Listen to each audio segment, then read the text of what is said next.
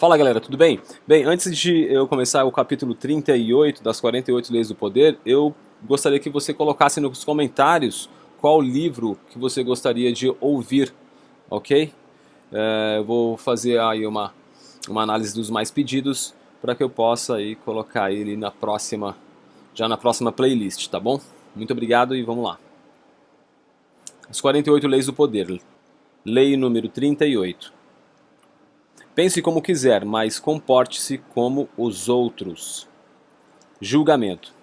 Se você alardear que é contrário às tendências da época, ostentando suas ideias pouco convencionais e modos não ortodoxos, as pessoas vão achar que você está apenas querendo chamar a atenção e se julga superior.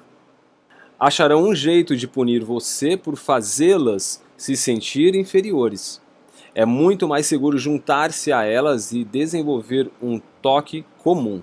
Compartilhe a sua originalidade só com os amigos tolerantes e com aqueles que certamente apreciarão a sua singularidade.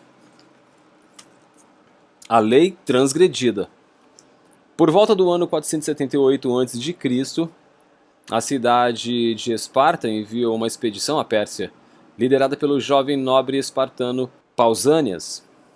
As cidades-estados gregas tinham recentemente repelido uma poderosa invasão da Pérsia e agora Pausanias, junto com navios aliados de Atenas, tinha ordens de punir os invasores e reconciliar as ilhas e cidades costeiras que os persas estavam ocupando. Tanto os atenienses quanto os espartanos tinham grande respeito por Pausanias. Ele havia se mostrado um guerreiro corajoso, com um certo gosto pelo dramático. Com incrível rapidez, Pausanias e suas tropas tomaram Chipre.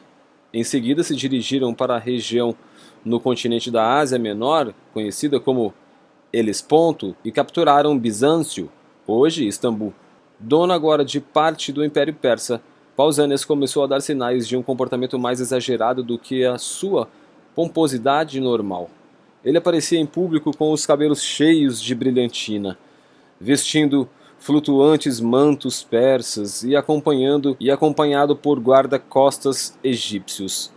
Dava banquetes luxuosos nos quais ficavam sentado à maneira dos persas e exigia ser servido com todas as honras a um convidado. Deixou de ver os velhos amigos, passou a se comunicar com o rei dos persas, Xerxes, e em tudo afetava o estilo e as maneiras de um ditador persa. Nitidamente o poder e o sucesso tinham-lhe subido à cabeça. No início, seus exércitos, atenienses e espartanos, acharam que fosse um capricho passageiro. Ele sempre fora um tanto extravagante mesmo. Mas, quando ele exibiu o seu desprezo pelo estilo de vida simples dos gregos e insultou o soldado grego comum, começaram a achar que ele estava exagerando. Embora não houvesse nenhuma evidência concreta, corriam boatos de que ele tinha se passado para o outro lado e sonhava se tornar uma espécie de Xerxes grego. Para sufocar um possível motim, os espartanos tiraram Pausanias do comando e o chamaram de volta para casa. Pausanias, entretanto, continuou a se vestir no estilo persa, mesmo em Esparta. Meses depois, ele contratou um trireme e retornou ao Helesponto, dizendo aos seus compatriotas que ia continuar lutando contra os persas. Na verdade, seus planos eram outros. Ele queria governar toda a Grécia, com a ajuda do próprio Xerxes. Os espartanos o declararam inimigo público e enviaram um navio para capturá-lo. Pausanias se rendeu, certo de que se livraria das acusações de traição. Durante o julgamento, revelou-se que, no período em que atuava como comandante, ele havia ofendido várias vezes seus companheiros gregos, erigindo monumentos, por exemplo, em seu nome, em vez de fazê-los em nome das cidades cujas tropas tinham lutado ao seu lado, como era o costume. Mas Pausanias estava certo. Apesar das evidências de seus numerosos contatos com o inimigo, os espartanos se recusaram a prender um homem de origem tão nobre e o deixaram ir. Considerando-se agora intocável, Pausanias contratou um mensageiro para levar uma carta para Xerxes, mas o mensageiro a entregou às autoridades espartanas. Esses homens queriam saber mais e mandaram o mensageiro combinar um encontro com Pausanias num templo onde poderiam ficar escutando escondidos atrás de um biombo. O que Pausanias disse os deixou chocados. Jamais tinham ouvido tanto desprezo pelos seus hábitos expresso com tamanha arrogância por um compatriota, e arranjaram para que ele fosse preso imediatamente. Voltando para casa, Pausanias soube do que tinha acontecido. Foi correndo se esconder em outro templo, mas as autoridades o seguiram até lá e cercaram o lugar com sentinelas. Pausanias não quis se entregar. Sem querer retirá-lo à força do templo sagrado, as autoridades o mantiveram preso lá dentro até morrer de fome. Interpretação. À primeira vista, pode parecer que Pausanias tenha simplesmente se apaixonado por outra cultura, um fenômeno velho com a história. Não se sentindo à vontade com o ascetismo espartano, ele ficou fascinado com o gosto dos persas pelo luxo e pelo prazer sensual. Ele usava os mantos e os perfumes persas, sentindo-se livre da disciplina e da simplicidade dos gregos. É isso que parece quando as pessoas adotam uma cultura diferente daquela em que foram criadas, mas, quase sempre, está em jogo também uma outra coisa. Quem ostenta o seu fascínio por uma cultura diferente está expressando desdém e desprezo pela sua. Está usando o exterior exótico para se distinguir das pessoas comuns, que vivem sem questionar as leis e os costumes locais, e expressar o seu sentimento de superioridade. Não fosse assim, agiria com mais dignidade, respeitando aqueles que não compartilham dos seus desejos. A necessidade de mostrar a sua diferença de forma tão dramática quase sempre desperta a antipatia das pessoas cujas crenças desafia, indireta e sutilmente, talvez, mas não obstante de forma ofensiva.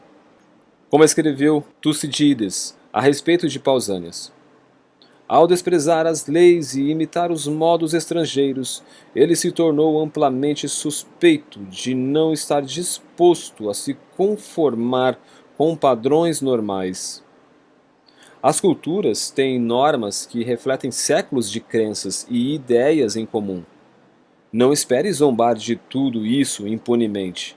Você será punido de alguma forma, mesmo que apenas com o isolamento. Uma situação de total impotência. Muitos de nós, como Pausanias, se sentem atraídos pelo que é exótico, estrangeiro. Meça e modere este desejo. Alardear o seu prazer com modos de pensar e agir alienígenas revelará um motivo diferente: mostrar-se superior aos seus companheiros. A lei observada. Durante o século XVI, explodiu uma forte reação contra a reforma protestante na Itália. A Contra-Reforma, como foi chamada, incluía sua própria versão da Inquisição para arrancar pela raiz tudo que se desviava da Igreja Católica. Entre suas vítimas estava o cientista Galileu, mas outro importante pensador ainda mais perseguido foi o monge dominicano e filósofo Tommaso Campanella. Seguidor da doutrina materialista do filósofo romano Epicuro, Campanella não acreditava em milagres ou em céu e inferno.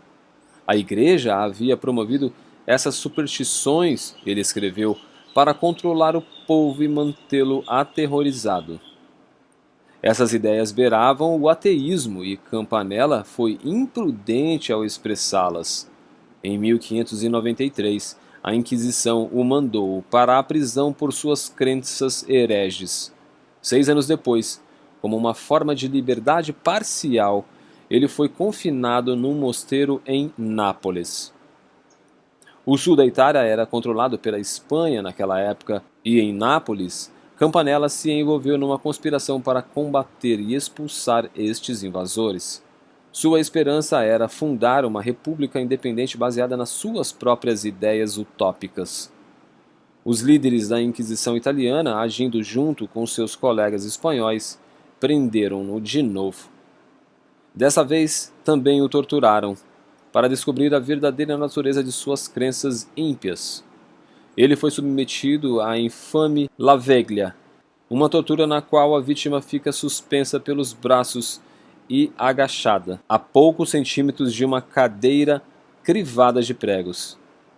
Era impossível ficar muito tempo nessa posição e a pessoa acabava sentando-se sobre os pregos, que lhe rasgavam a sua carne ao mais leve contato. Durante esses anos, entretanto, Campanella aprendeu alguma coisa sobre o poder. Diante da perspectiva de execução por heresia, ele mudou de estratégia. Não renunciaria às suas crenças, mas sabia que era preciso disfarçar a sua aparência externa. Para salvar a vida, Campanella se fingiu de louco. Deixou que seus inquisitores imaginassem que suas crenças se originavam de uma incontrolável instabilidade mental. Por uns tempos as torturas continuaram, para ver se sua insanidade era falsa. Mas, em 1603, sua sentença foi convertida em prisão perpétua. Ele passou os primeiros 4 anos acorrentado a uma parede numa caverna subterrânea. Apesar dessas condições, ele continuou escrevendo, embora não fosse mais tão tolo a ponto de expressar diretamente as suas ideias. Um livro de Campanella, A Monarquia Hispânica, promovia a ideia de que a Espanha tinha a missão divina de expandir seus poderes por todo o mundo e, com esse intuito, oferecia ao rei espanhol conselhos práticos ao estilo de Maquiavel.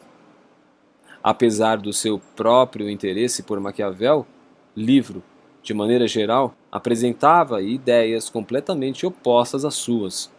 A monarquia hispânica era de fato uma manobra, uma tentativa de mostrar a sua conversão à ortodoxia da maneira mais corajosa possível. Funcionou em 1626, 6 anos depois de publicada. O Papa finalmente tirou Campanella da prisão. Assim que se viu livre, Campanella escreveu O Ateísmo Conquistado, um livro que ataca os livres pensadores maquiavélicos, calvinistas e hereges de todas as espécies. O livro está escrito na forma de debates, nos quais os hereges expressam suas crenças e enfrentam argumentos divergentes em defesa da superioridade do catolicismo. Campanella estava obviamente reformado. Seu livro deixava isto bem claro. Ou não. Os argumentos na boca dos hereges jamais haviam sido expressos com tanta verve e tanto frescor. Fingindo apresentar o seu lado apenas para derrubá-lo, Campanella na verdade resumiu a acusação ao catolicismo com surpreendente paixão. Quando ele discutia o outro lado, supostamente o seu lado, ele recorria a clichês rançosos e lógicas confusas. Breves e eloquentes, os argumentos dos hereges pareciam ousados e sinceros. As extensas discussões a favor do catolicismo pareciam cansativas e pouco convincentes. Os católicos que leram o livro o acharam perturbador e ambíguo, mas não se poderia dizer que era herético, ou que Campanella deveria voltar para a prisão. Sua defesa do catolicismo, afinal de contas, utilizava os mesmos argumentos que eles usavam. Mas o ateísmo conquistado acabou se tornando uma bíblia para os ateus, maquiavélicos e libertinos que usavam os argumentos que Campanella colocara em suas bocas para defender suas perigosas ideias, combinando uma conformidade exterior com uma expressão das suas verdadeiras crenças de maneira a ser entendida por seus simpatizantes. Campanella mostrou que tinha aprendido a lição. Interpretação.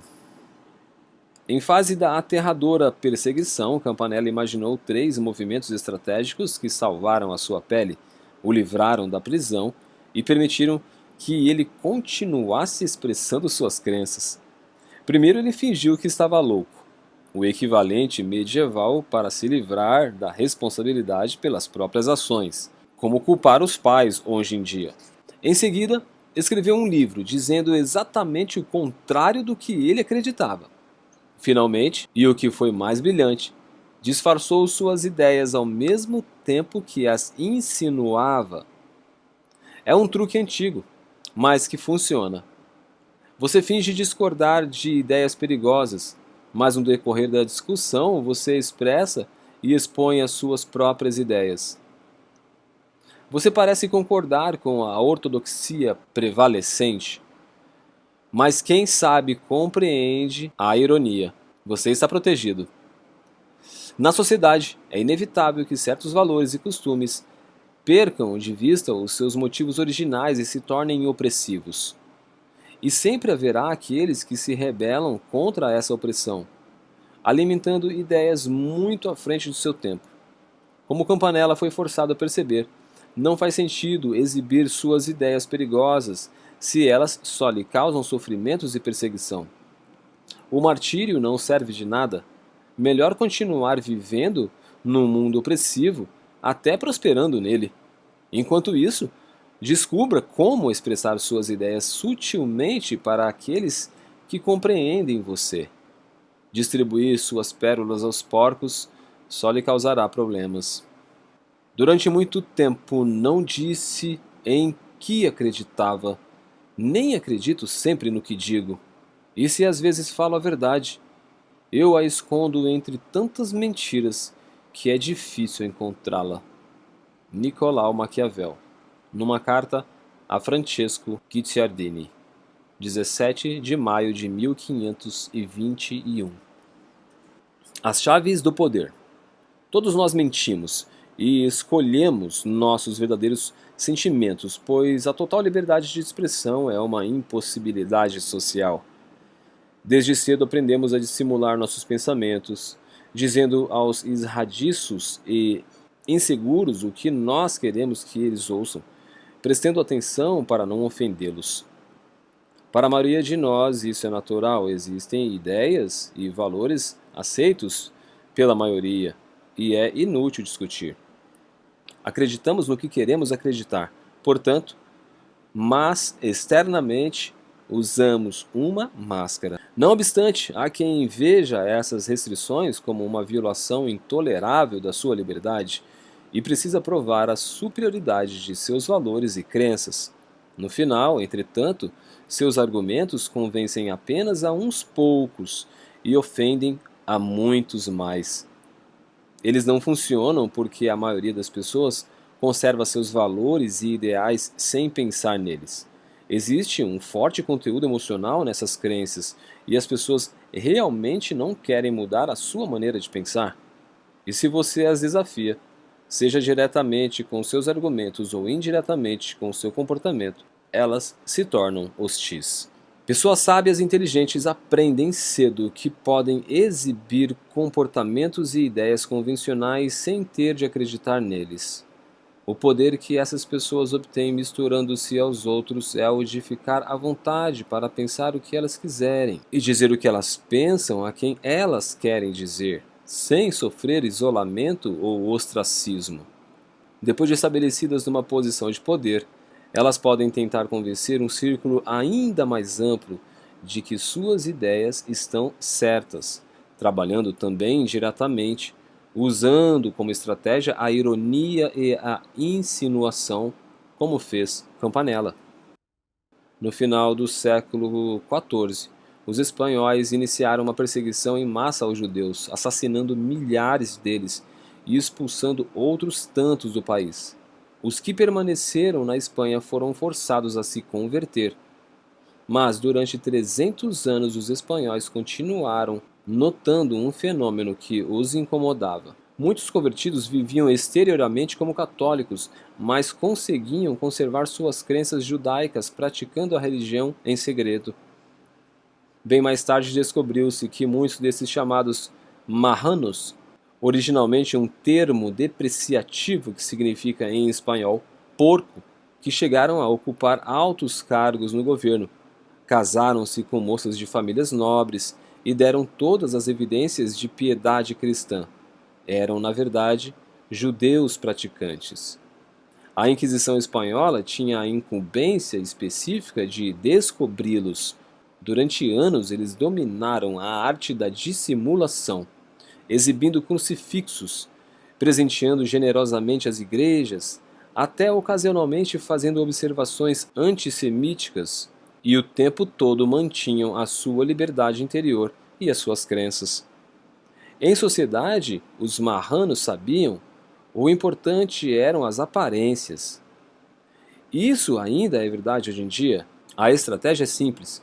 Como fez Campanella ao escrever O Ateísmo Conquistado, mostre que está se misturando com os outros, chegando até o ponto de ser o mais fiel defensor da ortodoxia prevalecente. Se você se aferrar às aparências convencionais em público, poucos acreditarão que você pensa diferente. Não cometa a tolice de imaginar que na época em que você está vivendo não existem mais as velhas ortodoxias. Jonas Salk, por exemplo, achava que a ciência tinha ultrapassado a política e o protocolo. E assim, pesquisando a vacina para a poliomielite, ele quebrou todas as regras. Publicou uma descoberta antes de mostrá-la à comunidade científica. Assumiu o crédito pela vacina sem reconhecer a participação de cientistas que lhe abriram o caminho. Fez de si mesmo uma estrela. O público pode ter adorado, mas os cientistas o evitaram. O seu desrespeito pelas ortodoxias de sua comunidade o deixaram isolado, e ele passou anos tentando fechar essa brecha e lutando para conseguir patrocínios e cooperação. Bertolt Brecht sofreu uma forma moderna de inquisição, o Comitê de Atividades Anti-Americanas, e a enfrentou com considerável astúcia. Tendo trabalhado ocasionalmente na indústria do cinema americano durante a Segunda Guerra Mundial, em 1947, Brecht foi convocado a comparecer diante de uma comissão e responder sobre as suas supostas simpatias comunistas. Outros escritores chamados fizeram questão de atacar os membros da comissão e de agir de forma mais agressiva possível para conquistar para eles mesmos as simpatias. Brecht, por outro lado, que tinha realmente se empenhado na defesa da causa comunista, fez o jogo oposto. Respondeu às perguntas com generalidades ambíguas que desafiavam uma fácil interpretação. Chamou-se a isso de estratégia Campanella. Brecht até usou um termo, coisa rara para ele, e fez questão de fumar um charuto durante o interrogatório, sabendo que um importante membro da comissão adorava charutos. No final, os membros da comissão ficaram encantados e o deixaram livre. Brecht então se mudou para a Alemanha Oriental, onde encontrou um tipo diferente de inquisição. Ali os comunistas estavam no poder e criticaram suas peças como decadentes e pessimistas. Ele não discutiu, mas fez pequenas mudanças nos scripts para calar a boca do pessoal. Enquanto isso, conseguiu preservar os textos publicados como tinham sido escritos originalmente. Essa conformidade externa, em ambos os casos, lhe deu liberdade para trabalhar à vontade, sem ter de mudar as suas ideias.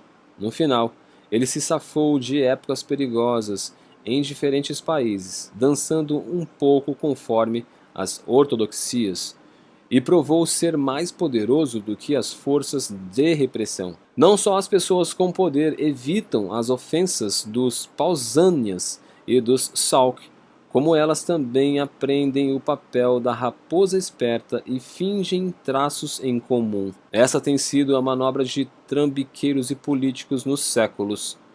Líderes como Júlio César e Franklin Roosevelt contiveram suas atitudes aristocráticas naturais para cultivar a familiaridade com o homem comum. Essa familiaridade eles expressam em pequenos gestos, quase sempre simbólicos, para mostrar ao povo que seus líderes compartilham de valores populares, apesar de sua diferença de status. A extensão lógica dessa prática é a inestimável capacidade de ser tudo para todos. Ao entrar para a sociedade, deixe para trás suas próprias ideias e valores, e vista a máscara mais adequada ao grupo em que você se encontra. Bismarck fez este jogo com muito sucesso durante anos. Havia quem compreendesse vagamente o que ele pretendia, mas não com clareza suficiente a importância disso. As pessoas engolem a isca porque se sentem envaidecidas, achando que você pensa do mesmo modo que elas. Não irão considerá-lo um hipócrita se você tiver cuidado. Como podem acusá-lo de hipocrisia se você não as deixa saber exatamente de que lado está? Nem elas acharão que você não tem valores. É claro que você tem valores, aqueles que você divide com elas quando está em sua companhia. Autoridade. Não dê aos cães o que é sagrado, e não jogue aos porcos as suas pérolas, para que eles não as pisoteiem e se voltem para atacá-lo. Jesus Cristo. Mateus 7:6. Imagem. O rebanho evita a ovelha negra, sem saber se ela pertence ou não ao grupo. Por isso, ela fica para trás, ou se extravia do rebanho, quando é encurralada por todos e rapidamente devorada. Fique com o rebanho. Há segurança na multidão. Reserve as suas diferenças para os seus pensamentos, não para a sua pele. O inverso. Só vale a pena se distinguir dos outros quando você já se distinguiu. Quando você já alcançou uma posição inabalável de poder e pode exibir a sua diferença como um sinal de distância entre você e os outros. Quando o presidente dos Estados Unidos, Lyndon Johnson, às vezes fazia reuniões sentado no banheiro. Como ninguém mais poderia usar, ou usaria de tal privilégio, entre aspas, Johnson estava mostrando às pessoas que ele não tinha de respeitar os protocolos, nem os escrúpulos alheios. Calígula, o imperador romano, fazia o mesmo jogo. Recebia hóspedes importantes vestindo um négligé feminino ou um roupão de banho. Chegou até a eleger seu cavalo cônsul, mas o tiro saiu pela culatra, pois o povo odiava Calígula, e suas atitudes acabaram por derrubá-lo. A verdade é que até para quem chega ao auge do poder seria bom afetar, pelo menos, um traço comum, pois em algum momento o apoio popular pode ser necessário. Finalmente, há sempre um lugar para o provocador, aquele que desafia com sucesso os costumes e zomba do que já está ultrapassado numa cultura. Oscar Wilde, por exemplo, conquistou um considerável poder social baseado nisto. Ele deixava claro que desprezava a maneira usual como as coisas eram feitas e, durante as suas palestras, o público não só esperava, como aceitava ser insultado. Notamos, entretanto, que o seu papel excêntrico acabou por destruí-lo. Ainda que ele tivesse tido um fim melhor, lembre-se de que era dono de um gênio incomum. Sem o seu talento para divertir e encantar, suas farpas teriam simplesmente ofendido as pessoas.